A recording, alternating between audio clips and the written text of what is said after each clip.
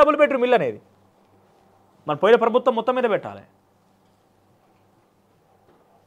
ఇక ధరణి స్థానంలో భూమాత రీసర్వే చేపట్టి భూదార్ కార్డులు, టైటిల్ గ్యారంటీ అమలుకు కార్యాచరణ, కౌలుదారు చట్టం 2011 అమలు, కౌలు రైతులకు రుణార్హత కార్డులు.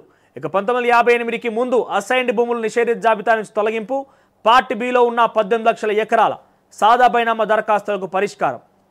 గతంలో గిట్లనే సాదా బైనామాని రెగ్యులరైజ్ చేస్తామని చెప్పి ఊరాలకు పోతే మీ సేవా సెంటర్ల చుట్టూ ఎంఆర్ఓల చుట్టూ నానా తిప్పలు పెట్టి తిరిగి మస్తు పైసలు ఖర్చు పెట్టుకున్నారు రైతులంతా. అప్పుడు కాలేదు. ఇప్పుడైనా కనీసం సాదా బైనామా అని చెప్పి డబ్బులు ధనార్జనమే ధ్యేయంగా మీ అధికారులకు మీ యొక్క ఆదాయం కోసం అప్లికేషన్లు చేయించకుండా నిజంగా సాదా బైనామాకు రెగ్యులరైజ్ చేసి రిజిస్ట్రేషన్ చేసే ప్రయత్నం చేయండి. ఇక ధరణి స్థానంలో భూమాత పోర్టల్ను తీసుకురావడం, భూముల రీసర్వే, ల్యాండ్ టైటిల్ అమలు అధికారులకు నైపుణ్య శిక్షణ కోసం ప్రత్యేక అకాడమీ ఏర్పాట్లు, భూ వినియోగ పాలసీ, భూముల రీసర్వే చేపట్టి శాశ్వత ప్రతిపాదికన భూదార్ కార్డుల అందజేత వంటి పలు సిఫార్సులతో ధరణి కమిటీ ముసాయిదా నివేదికను ప్రభుత్వానికి అందజేసింది. స్వల్పకాలిక, మధ్యకాలిక, దీర్ఘకాలిక ప్రతిపాదికన ప్రభుత్వం మార్పులు తీసుకురావాలని నివేదికలో పలు సూచనలు పేర్కొంది.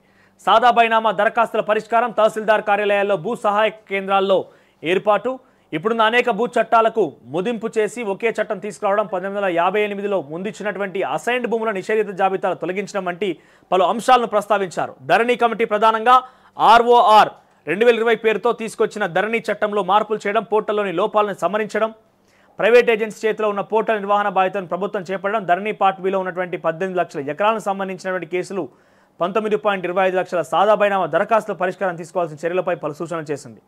సో మొత్తం మీద ధరణిని తీసేసి భూమాత పేరుతోని భూదార్ కార్డులు ఇస్తారట. సో ఏమనీరు కానీ దయచేసి రైతులకు ఉపయోగపడే రకంగా చేయరు. సాదా బైనామా ఇస్తాను గతంలో చాలా వరకు చెప్పి మాటలు చెప్పి ప్రజలు కూడా నమ్ముడు బంద్ చేసారు. ఇక రెగ్యులరైజ్ కావు, మాకు రిజిస్ట్రేషన్ కావని బంద్ చేసారు. ఇకనన్నా సాదా బైనామా పేరుతో వచ్చేటువంటి ఆ భూములను ఏదైతే రిజిస్ట్రేషన్ చేస్తామన్నారో వాటిని రెగ్యులరైజ్ చేసే ప్రయత్నం చేయండి. కేవలం డబ్బుల కోసమే, మీ రెవెన్యూ కోసమే ప్రయత్నం చేయకుండా. వెలుగు విషయానికి వస్తే